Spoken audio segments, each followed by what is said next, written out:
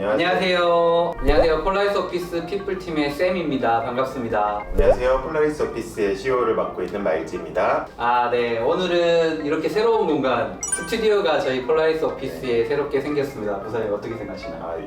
이제 조명도 있고 네. 너무 좋은 것 같아요. 생소하네요. 이게 결혼식이나 이 돌잔치 이후에 이런 조명을 받아보는 게 되게 어색합니다. 저희가 오늘 이거 스튜디오 마련한 기념으로 좀 새로운 컨텐츠 한번 해보려고 하는데, 요새 제가 유튜브 가끔 보다 보면 아니면 심지어 SNL 같은 것들을 보더라도 영어 이름을 쓰면 조직이 어떻게 바뀌느냐, 진짜 수평적이냐, 아니면 거기서 생기는 에피소드들, 그런 것들 얘기 많이 나오더라고요. 네. 그래서 한번 진짜 회사에서는 어떻게 생각하냐, 저는 어떻게 보면 경영진의 입장에서, 아니면 또 인사 담당자의 입장에서 네. 어떻게 생각하고 어떤 이유로 이런 것들을 하는지 한번 얘기를 해보면 재밌지 않을까 하는 생각을 좀 가졌어요. 저희 폴라리스 오피스는 진짜 도입한 지 꽤 오래됐습니다. 2015년에 제가 찾아보고 왔는데 15년에 저희가 도입을 했으니까 벌써 뭐예요? 거의 햇수로 10년이 10년 차? 다 돼가는. 도입할 당시에 에피소드도 좀 있고 이 회사에 오래 다닌 고인물이다 보니 많이 알고 있어서 그 부분에 대해서 한번 얘기를 나눠보도록 하겠습니다.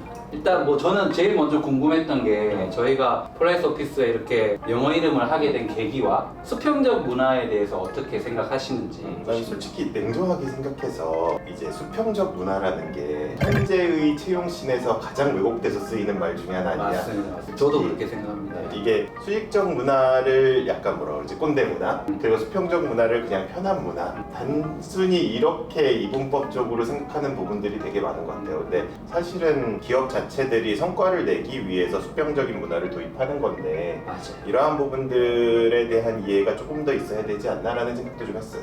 그쵸. 우리가 통상적으로 알고 있는 수직적, 저는 꼰대 문화에 대한 정의도 사실은 어떻게 정의내야 될지 잘 모르긴 하겠더라고요. 조금 더 옛날로 가면 그런 단어 있잖아요. 가족 같은 회사. 가족 같은 회사. 그것도 사실은 어떻게 보면 그 시대에 필요했던 문화였고, 또 어느 순간 그런 거 있잖아. 왜 채용 공고에서 가족 같은 회사 써 있으면 믿고 걸어라. 맞아요. 왜냐하면 그 시대의 필요가 바뀌는 거거든요. 어떻게 보면 제가 살기도 전에 얘기긴 한데 60년대, 70년대의 노동 문화라는 거는 회사의 경영자와 대립적으로 있는 노동자를 어떻게 최대한 싸고 착취해서 할 거냐. 왜냐하면 그때는 기술도 자본도 없다 보니까 무조건 싸게 만들어야 됐고, 사실은 약간 착취의 관계, 이런 관계들이 이어지다가 어떻게 보면 80년대, 90년대가 되면서 우리도 기술이라는 게 생기고 자본이라는 게 생기고 이러다 보니까 숙련된 사람이 필요한, 그냥 단순히 노동을 제공할 사람에서 숙련된 사람이 필요한 거고, 숙련된 사람이 필요하려면 장기간에 걸쳐서 학습을 받고 경험을 하고 해야 되는 거예요. 그러다 보니까 당연히 그냥 단순 노동력을 필요로 하던 시대에서 숙련된 노동력이 필요했기 때문에 가족 같은 회사라는 것들이 필요한 거죠. 그래서 평생 직장이라든지 연공서열식 호봉제라든지 일본식의 연공서열,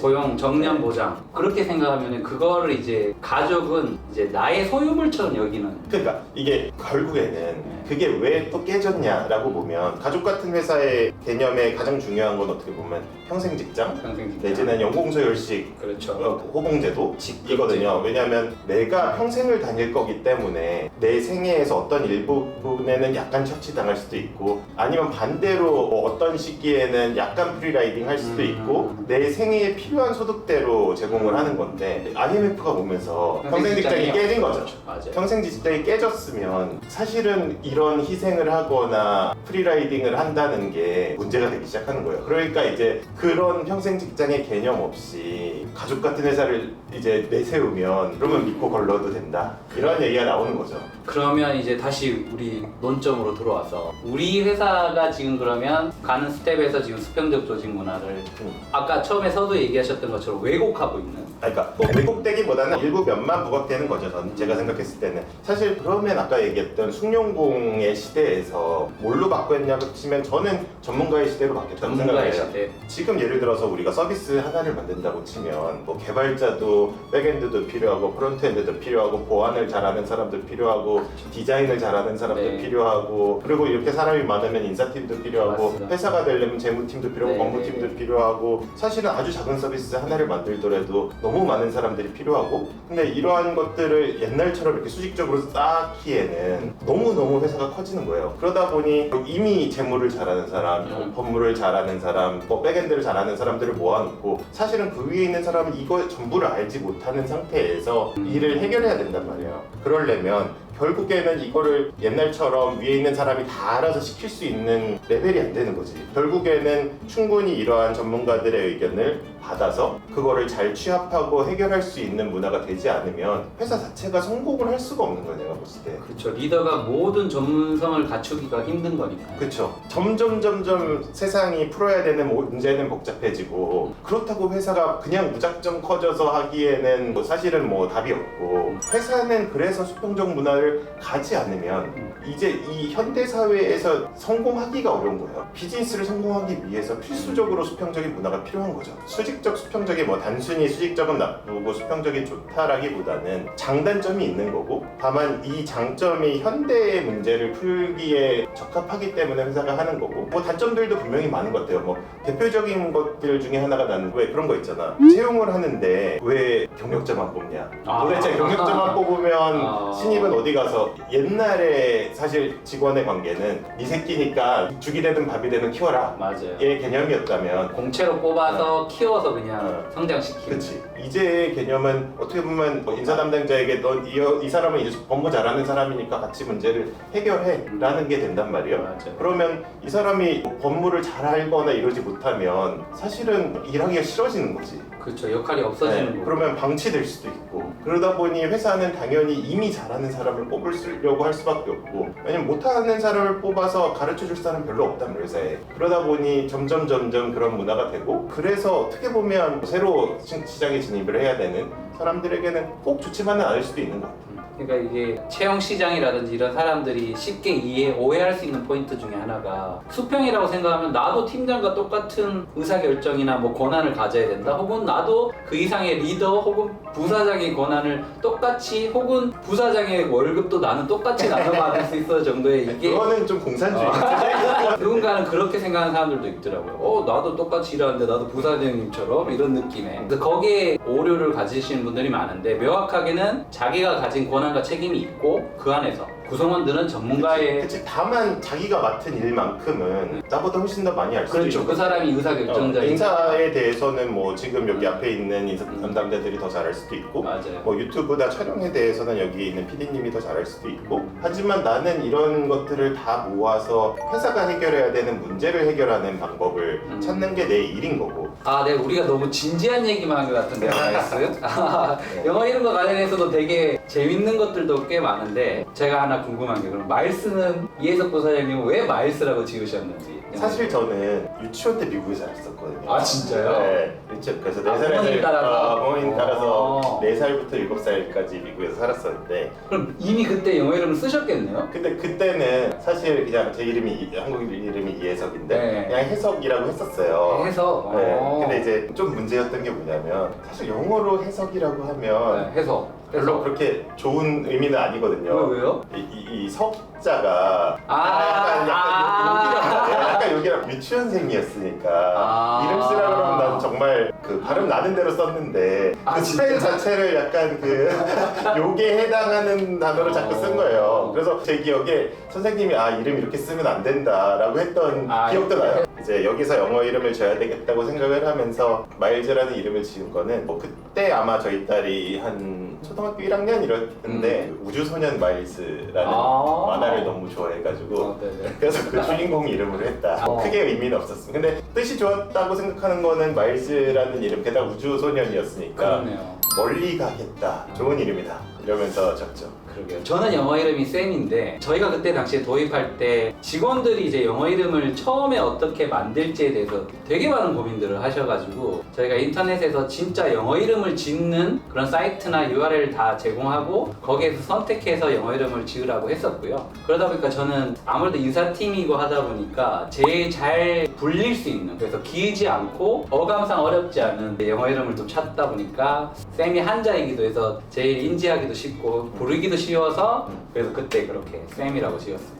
혹시 뭐 직원들과 관련된 에피소드나 이런 것들 좀 없나요? 그때 당시에 재밌는 거 많았죠. 이제 처음에 저희가 그냥 오픈해서 영어 이름을 지어서 제출하세요 한 3지만까지 받았었거든요. 그랬더니 진짜 막 웃긴 거 되게 많았어요. 그냥 지드래곤 뭐 이런 것들 막 해가지고 저희가 다 커팅하고 다시 URL 주면서 아니다, 영미권에서 불릴 수 있는 이름으로 해달라고 하면서 했었던 기억이 있고, 또 하나는 이제 마일스도 그때 느끼셨겠지만 영어 이름 도입하고 상당히 오랜 시간 동안 적응 기간이 필요했었잖아요. 그치. 맞죠? 왜냐면 우리가 영어 이름을 쓰면서 직급 이런 것들도 맞아, 없애고 직급도 같이 없앴었고. 응. 그래서 공지를 했죠. 그때 당시에 뭐 예를 들어서 5월 1일부로는 이제 영어 이름을 씁니다라고 했더니 다음날부터 세상이 지금 오글거리기 시작하는 거예요.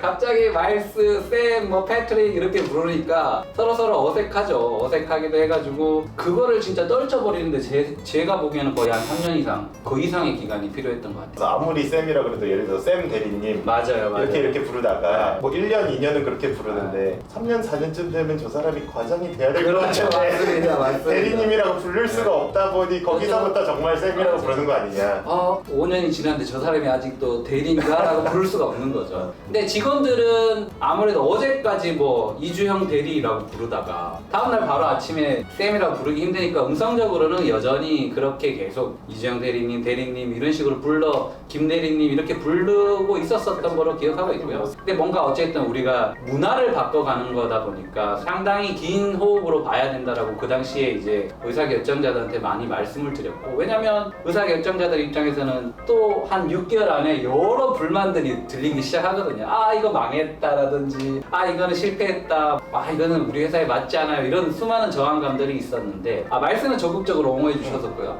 그때 당시에 의사결정자님들한테 이제 더 긴 호흡이 필요합니다. 우리가 이게 뭐 사람의 인식이 바뀔 때까지는 저는 뭐 최소한 1년 이상, 2년 이상의 시간이 걸릴 거라고 했는데 웬걸 한 3년 이상이 걸리는 것 같더라고요.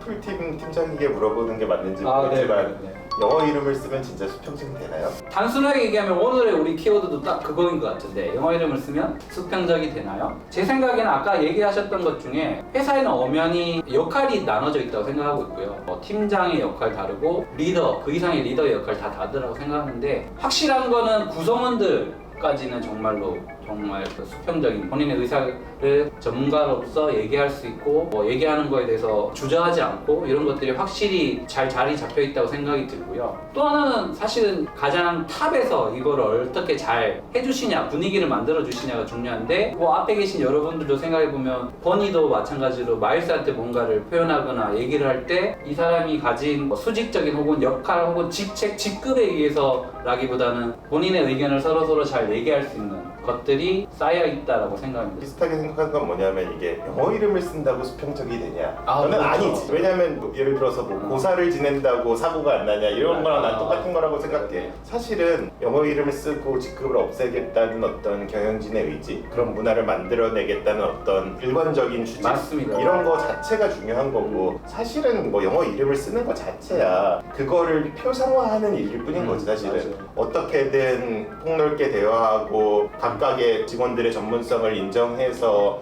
그거를 듣고 만들겠다는 것 자체가 중요한 거지. 경영진의 의지 네. 정말 중요하죠. 그거 외에도 사실은 그렇게 우리는 이거를 추구한다라는 걸 보여주기 위해서 여러 가지 장치들을 그래도 많이 해야 돼요. 그냥 이 유튜브를 나중에 보실 영어 이름을 도입하고 싶구나, 뭐 영어 이름이 아니라 수평적으로 해서 뭐 님 문화를 도입하시려고 하시는 여러 사람들이 있을 텐데, 그때 핵심은 그 제도 자체가 중요한 건 아니다. 맞아요. 그 의지가 중요한 거지. 그래서 저희는 팀장급의 자리는 일반 직원들하고 또 동일하게 만들어 놓고 있습니다. 그래서 같은 데스크 환경을 똑같이 만들어 놨고, 뭐 대다수 회사들이 뭐 임원들에 대해서는 이제 다른 룸을 하나 별도로 주는 것들이 있는데, 저희는 임원실도 최소화했죠. 이제 기밀스러운 얘기를 해야 되는 부사장님 혹은 그 이상만 방을 만들어 드리고, 이런 것들도 좀 많이 했고, 또 하나 제가 생각하기에는 저희가 지라나 컴플런스나 이런 쪽에 우리 회사에서 이뤄지는 모든 정보에 대해서 투명하게 오픈하는 것도 이 수평적인 문화를 만들어가는 데서 중요한 요소라고 생각하거든요. 이게 왜냐하면 수평적인 조직 같은 경우에는 관리 조직의 층이 얇을 수밖에 없기 때문에 정보를 모르면 그렇죠. 사실상 일을 할 수가 없거든요. 맞아요. 그래서 사실은 뭐 지라나 컴플런스 이런 류의 그 업무 도구들이 매우 중요할 수밖에 없어. 맞아요.